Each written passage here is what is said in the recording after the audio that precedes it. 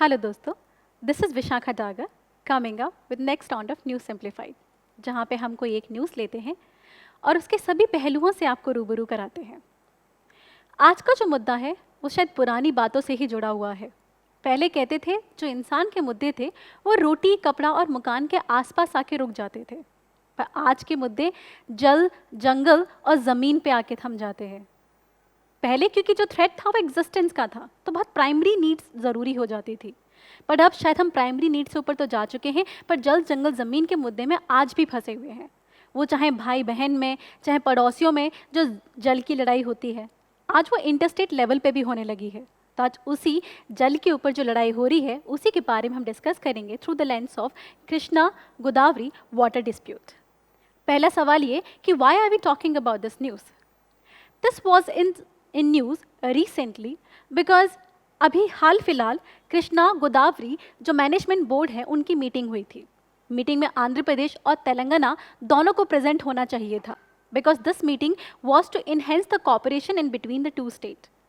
But what happened in the meeting was the Telangana government decided not to participate in the meeting, despite the fact कि board ने order clear pass किया कि both parties have to cooperate. ये news इसलिए भी significance है कि board पास थी ऑर्डर कि दोनों के दोनों स्टेट कॉपरेट करेंगे जब भी कोई ऑर्डर निकालेगा board for the interstate water dispute cooperation. But Telangana didn't become part of it. Telangana जो रीज़न दिया उसका ये था, the board was form so that जो लीगल तरीके से इंटरस्टेट वाटर डिस्प्यूट सॉल्व हो सके. पर आंध्र प्रदेश खुद ये बात नहीं मान रहा है. रीज़न इज आंध्र प्रदेश ने रायसीलमा लिफ्ट इरिगेशन प्रोजेक्ट स्टार्ट किया जिसके लिए उसको प्रॉपर क्लियरेंस की ज़रूरत थी. उसे कम से कम तेलंगाना को भी बोर्ड पे लेना चाहिए था, पर आंध्र प्रदेश ने यूनानिमसली इस प्रोजेक्ट को शुरू कर दिया. राइट जब इंटरस्टेट वाटर डिस्प्यूट है, अगर आप कोई एक्शन लेने वाले हो और इससे दोनों स्टेट के ही मुद्दे अगर हर्ट होने वाले हैं, उस केस में अगर Andhra Pradesh single handedly decision ले रहा है जिसका इम्पैक्ट तेलंगाना पे भी होगा, तो Telangana says this is an illegitimate act.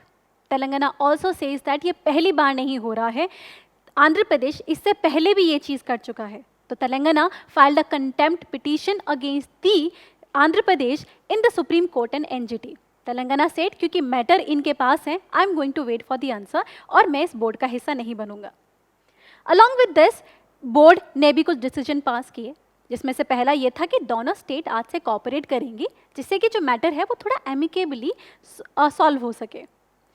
उसी मुद्दे पे बोर्ड ने बोला बट अगर प्रॉपर हमें सोल्यूशन नहीं है तो कुछ चीज़ें हैं जो हमारे हाथ में नहीं है, जैसे सिक्योरिटी. तो सवालिया निशान उठे कि सीआईएसएफ के पास सिक्योरिटी होनी चाहिए या नहीं. चलिए उस मुद्दे को आज डिस्कस नहीं करेंगे. दूसरे सवाल उठे, क्या बोर्ड के पास इनफ फाइनेंस है, क्या पैसा है जिसके बेसिस पे वो ये काम कर सकती है. तीसरा सवाल उठा, क्या बोर्ड के पास इतना इंफ्रास्ट्रक्चर है. और इन सवालों के साथ मीटिंग खत्म हो गई. अब हमारे पास जो मुद्दे हैं वो ये समझना कि डिस्प्यूट क्यों शुरू हुआ, ये डिस्प्यूट है क्या और इसे एक्चुअली कैसे रिजॉल्व किया जा सकता है. तो इस डिस्प्यूट की तहत को जानने के लिए हमें थोड़ा सा background of interstate river water dispute समझना होगा. अगर ये समझना हो तो हमें ये जानना होगा कि भारत एक ऐसा देश है जिसमें सिर्फ सांस्कृतिक विभिन्नता नहीं है, जिसकी जोग्राफिकल डाइवर्सिटी भी उतनी ही अच्छी है. इन टर्म्स ऑफ इंडिया में कम से कम 20 मेजर रिवर सिस्टम है. इंदस है, ब्रह्मपुत्र है, साउथ में गोदावरी है, कृष्णा है. इस तरीके के रिवर सिस्टम से पूरी कंट्री बनती है.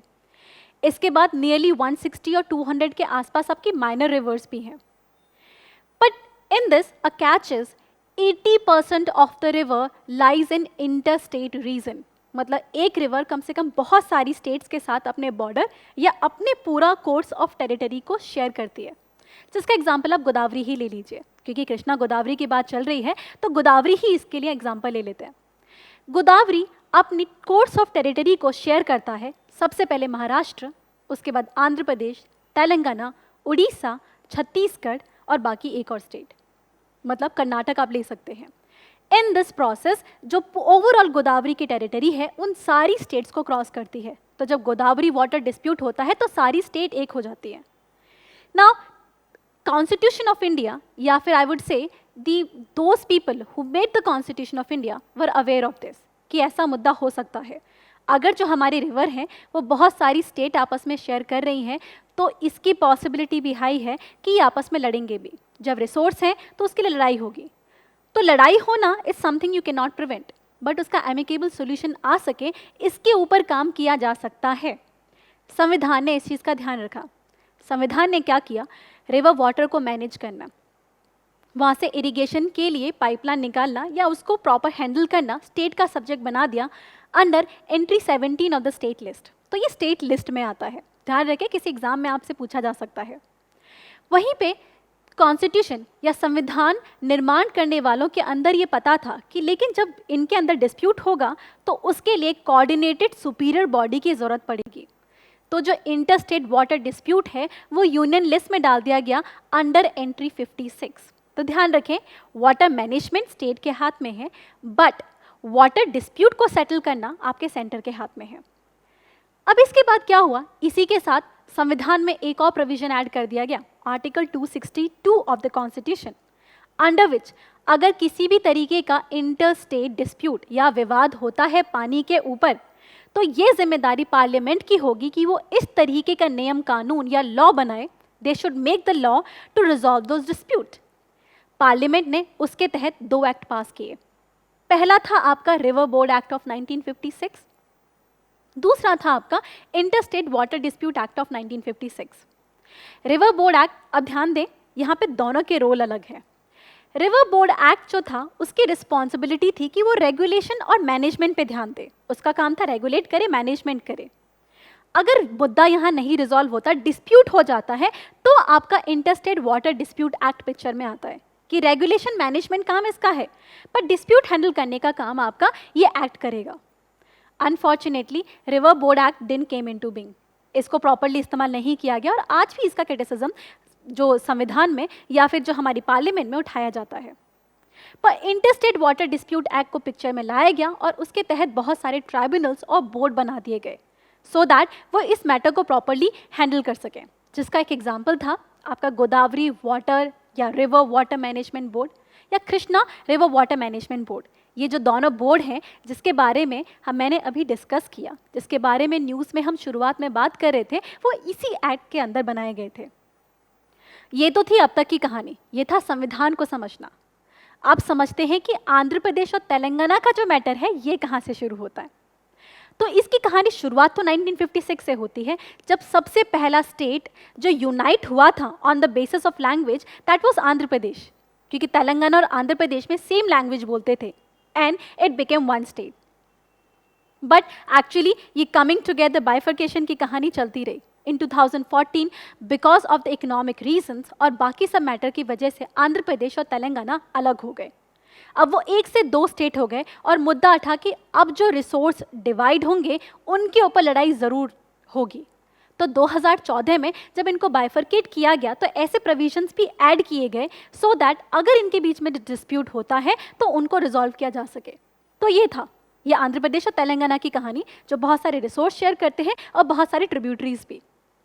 अब मुद्दा ये हो जाता है कि उन प्रोविजन को यूज़ करने से पहले उन प्रोविजन में स्पेशली एक बात बोली गई थी कि एक एपेक्स काउंसिल बनाई जाएगी जो कि दोनों के दोनों बोर्ड को एक साथ लेकर आएगी, जिससे कि जो दोनों बोर्ड हैं वो ऐसे सॉल्यूशन लेकर आए जो दोनों स्टेट को एक्सेप्टेबल हो, क्योंकि जो गोदावरी है या कृष्णा है ये दोनों स्टेट से पास करती है, मुद्दा दोनों का है, इसीलिए दोनों स्टेट को उसमें भागीदारी माना गया। और इस काउंसिल में बोला गया कि इसमें एक तो यूनियन वाटर मिनिस्टर होंगे और साथ में दोनों चीफ मिनिस्टर होंगे। और जब भी ये दोनों बोर्ड अगर किसी भी तरीके का रेजोल्यूशन लेकर आते हैं किसी स्टेट के लिए, तो इस एपेक्स काउंसिल की रिस्पॉन्सिबिलिटी होगी कि कन्वे करे और मेक श्योर करें कि ये जो लेजिस्लेशन है वो प्रॉपरली फॉलो हो या ये जो रूल्स हैं वो प्रॉपरली फॉलो हों।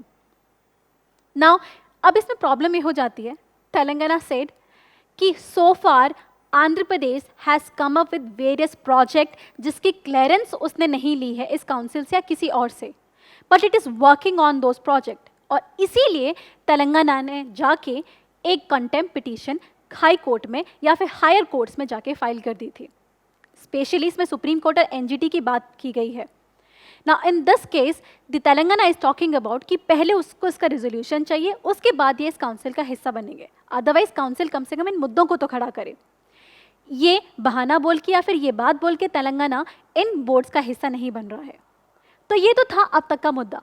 आई होप आपको मुद्दा समझ में आ गया हो कि कहाँ से इंटरस्टेट वाटर डिस्प्यूट बना और एक कैसे तेलंगाना और आंध्र प्रदेश के लिए एक बहुत ही ज़्यादा यूनिक क्वेश्चन बन जाता है, बिकॉज ये अलग डिस्प्यूट हुए हैं।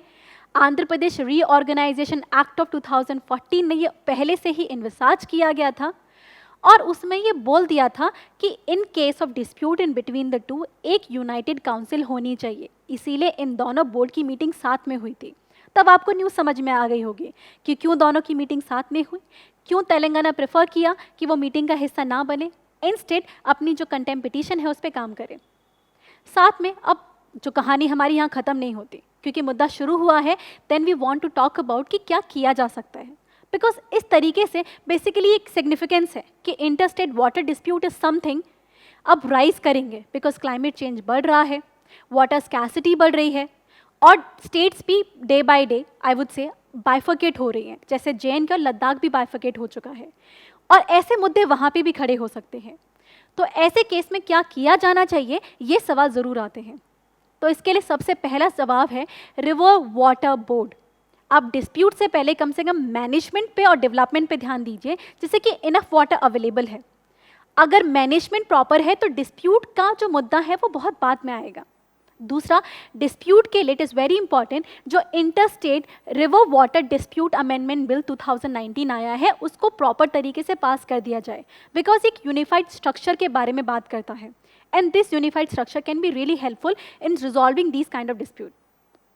इसी के साथ पूरे प्रोसेस को स्ट्रीमलाइन करने की ज़रूरत है कि वेरियस स्टेट्स उस सीट्स पर अवेलेबल हैं। अगर कोई भी मुद्दा खड़ा होता है और स्पेशली अगर प्रोजेक्ट्स को क्लियरेंस मिल रहा है तो कम से कम इस बोर्ड की रजामंदी तो हो ना, दैट इज़ वेरी इंपॉर्टेंट। अगर ऐसा होगा तो इंटरस्टेट वाटर डिस्प्यूट बहुत हद तक कम हो जाएंगे। Now this is for all. आज की समझ के लिए इतना ही, पर एक सवाल मैं आपके लिए छोड़ के जा रही हूँ। गोदावरी वाटर डिस्प्यूट किस किस के बीच में है ये तो मैंने आपको बता दिया, पर कृष्णा वाटर डिस्प्यूट किस किस स्टेट के बीच में है ये जिम्मेदारी आपकी है। आप अगर ये ढूंढें या फिर अगर आपको पता है तो कमेंट सेक्शन में डालिए, then will comment on this at the end of the day, और अगर ये सही है तो हम आपको बताते हैं कि किस हद तक आप सही हैं। Now that is for all. अगर आपको हमारा वीडियो पसंद आया देन लाइक करें, सब्सक्राइब करें एंड ज्वाइन करें, because we are present on various social media platform just to help you. Thank you so much.